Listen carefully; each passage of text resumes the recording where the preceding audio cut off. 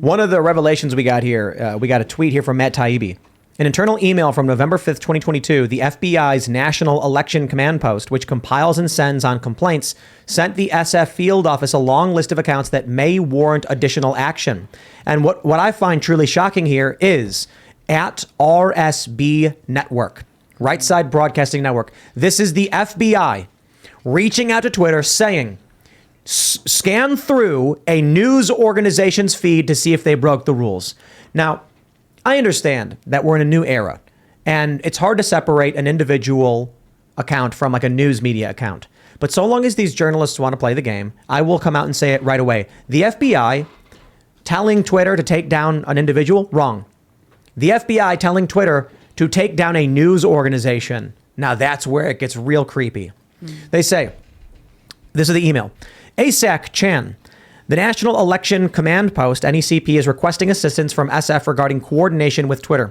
Specifically, NECP has been made aware of tweets by certain accounts that may warrant additional action due to the accounts being utilized to spread misinformation about the upcoming election. Specifically, NECP is requesting the following. 1.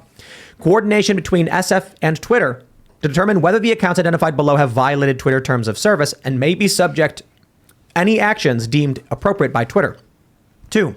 The issuance of preservation letters regarding these accounts identified below in order to preserve subscriber information and content information pending the issuance of legal process. And 3, any location information associated with the accounts that Twitter will voluntarily provide to aid the FBI in assigning any follow-up deemed necessary to the appropriate FBI field office.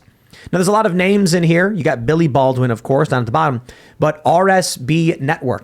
That one stood out to me. The FBI was directly trying to shut them down. What do? They live stream Donald Trump speeches, for instance, things like that. What date is that? I can't see. This is November 6th, 2022, right before this midterm. Right. Didn't Elon Musk already buy the platform at this point? I think I thought it was end of October. Yeah, he did. So Elon... He was still going through everything, though, at that point. And there's some leftists who are roasting him saying... How many FBI agents still work at Twitter? And it's kind of like, that's not an own. Right. That he doesn't know that the FBI infiltrated this company. The estimates that people are sharing around and talking about is that there's about 15 individuals connected previously to intelligence agencies, to organizations like the CIA and FBI that have been working at Twitter at the time that Twitter was acquired by Elon Musk. So why does online social media company need spies to work for them? I don't know. But that's a question that I think a lot of people should be asking themselves since, again, 15 people from the intelligence state going from working at the CIA to Twitter. Why? I would ask, what's the reciprocity, right? Like, if you're an intelligence agency and you're going to let someone go, right? You're not going to offer them a new contract. They have security clearance to go work for Twitter. Like, what is Twitter getting from you? I don't think this is a one-way street. It's not the FBI only getting stuff from Twitter. What protection does Twitter get from all of the agencies that it recruits from? I mean, I would love to know that as well. I also would just say, I feel like Twitter bred a culture that they probably would have just welcomed it without any repayment, right? Mm-hmm. Without any reciprocity, because whatever they can do to get the narrative that they want to get. And, they've got the FBI giving them cover almost, right? Because they're like, well, the FBI is telling us to do it, so we got to do it. Yeah. Darn, I mean, I wouldn't be surprised if they just did it just because they're like, oh, got to do it. Oh, will it influence elections? Ah, gosh darn it. Or they had dirt on some of the high-level Twitter employees like Yoel. Yeah. That they might have caught with some precarious, material on his computer. And then the FBI is like, hey, we got you on this. You're pretty much our female dog now. We're going to do what we want with you. So time to ban all the satire people now. Family-friendly way of saying it. Yeah, that's a very family-friendly show here. Very professional here all the time, nonstop. All right, now to get not family-friendly, Matt Taibbi tweeted, instead of chasing predators or terrorists, the FBI has agents, lots of them, analyzing and mass flagging social media posts, not as part of any criminal investigation, but as a permanent end in itself surveillance operation. People should not be okay with this. Yet for some reason, all of these woke journalists are really, really mad that Elon exposed this. They're doing things like mocking it as nothing or just saying there's no news here. They're downplaying it to the best of their abilities. Now that's strange. Why would anyone do that? Why would so-called, anarchist, socialist, revolutionary types? Sorry, Luke. They do call themselves anarchists, though they're not. They're commies. They're commies. Why would they not? Shouldn't they be excited? The FBI is being exposed for these illicit undertakings. Not when they've been working with them and benefiting them for so many years now, I'm saying, and essentially like, on the putting their opponents in prison. Right. On the surface level, of course, we could go back to the Occupy Wall Street days. It was a totally different political landscape. That landscape has changed, and a lot of people are becoming bigger and bigger statists, depending on the government, depending on them to carry out their own kind of will onto others. And it's sickening. It sucks when, I don't care what party does it, but when you start to imprison people for their political beliefs, when you start to impose your personal beliefs onto others, I believe that is a recipe for disaster. I don't think America's built for this particular way. And it's showing us how biased everything is, how unfair everything is, and how only it's going to be more unfair from here. Well, I mean, what you're saying, too, is that these people don't have true morals or convictions that they live by. They just, as Luke pointed out, they just want to impose their will on everyone else. So when it's convenient, they love things like freedom of speech and freedom of the press. And when Donald Trump threw out one CNN journalist from the White House press briefing room, but left another CNN journalist from the White House press briefing room, the First Amendment was under assault, and he was such a threat to journalism. Now all of a sudden you're seeing this and crickets, because they don't actually have those convictions. They have none. They just pretend they do when it suits them. I think the only thing they actually have is they're a raucous mob, and they just want to see more mob violence. There's no end goal. I view it like a chaotic, destructive force. It is a fire. It is destroying, it is spreading, and we need to put that fire out. That's it. Because you look at a lot of the positions they take, they don't make sense. No. Like, according to the woke left, Luke is a person of color. I'm not kidding. Wait. Recognize. Yeah. Because Luke is Slavic, he is not white. Despite the fact he is a white, blonde-haired, blue-eyed man. That's why my voice is most important here. But he's not the right kind of blonde-haired, blue-eyed person. I'm just going to say. Right, no, you're white, despite, you guys having similar hair and eyes, but Luke's not. Yeah. No. Stay in your place, Hannah. And that's Hey, I've always been fine with it. It's okay. It's because in their quest for political dominance, they are using sophistry and any ridiculous argument possible. That's it. Yeah, I mean, you can't make sense of the illogical.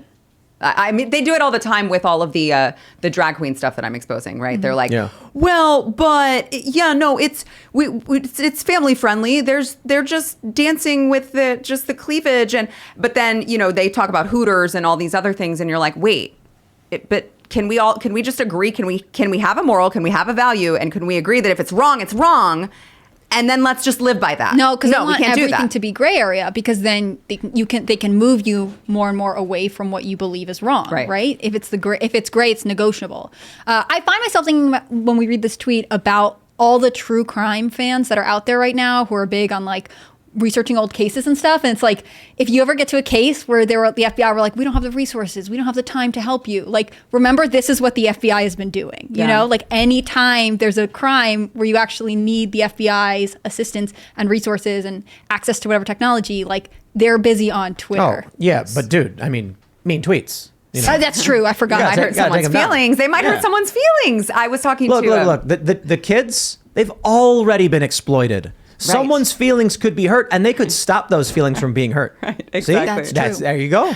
Logic. I was talking to Brian on the way here, and we were talking about, I think Ted Cruz was asked recently when all of this, I think it was after the FBI raided Mar-a-Lago, and Ted Cruz was asked about it, and he made the comment, I think we should defund the FBI. And they took it and they tried to act as if he had said something so crazy, conspiratorial, controversial. They're like, Ted Cruz said we should defund the FBI. And I'm like, yeah. And I'm sorry, is that explosive? Yes, we should. I think it's funny that there was a period, 2020, they're like, defund the police. And the right's like, now come on, you're going a little far with it. And now the right's very much like, well, I don't know about completely, but there's certainly a lot of law enforcement problems, especially at the federal level. Yeah. Now the conversation, but what I loved is that when the right started embracing abolishing the ATF, the IRS, the DEA, and the FBI, and the CIA, the left started mocking them. I'm like, whoa, guys, if you want those things too, you clap for them. But a lot of these people on the left don't actually want these things. Well, they want it win. on the federal Right. level. They don't want you to have a state police force, but they Right. do want you to have central authoritarian control. Yeah. Well, it's the democratic, it's the multicultural democracy versus the constitutional republic. The constitutional republicanists or constitutional republicanism wants there to be decentralized to a certain degree with various jurisdictions, and the left is the multicultural democracy that wants no jurisdictions, but the federal government top down tells you what to do. The mob rules. There's also a lot of conservatives calling for that too. A lot of them who wear CIA pins. A lot of them who call for more federal governments and more federal interventions and more foreign wars. So there's also a neocon aspect to this that I think does get addressed that has been kind of unfolding within this kind of right-wing party, which is very interesting to see because it's kind of counterintuitive to itself. When you see that, do you find that it's mostly like older establishment type people who have been in politics for a very long time? Well, like Sean Hannity. I think Sean Okay. Hannity is a perfect example of the old guard Yeah, who wants government, loves the intelligence agencies, loves Back the Blue and the police, and isn't open to criticism of his own party, of their failures. So I think those individuals are very different than individuals like Tucker Carlson, who are able to criticize individuals like Donald Trump, who are able to question the deep state. What Tucker Carlson said last night about the CIA and the JFK files was extremely eye-opening and very brave of him to do that. So I think when we have individuals like that, there's a big difference within this kind of right-wing party that I think is not coalesced together. Thanks for watching this clip from the Timcast IRL podcast. Hang out with us live Monday through Friday at 8 p.m. and become a member over at timcast.com for uncensored, members-only shows exclusive. Thanks for hanging out, and we'll see you all next time.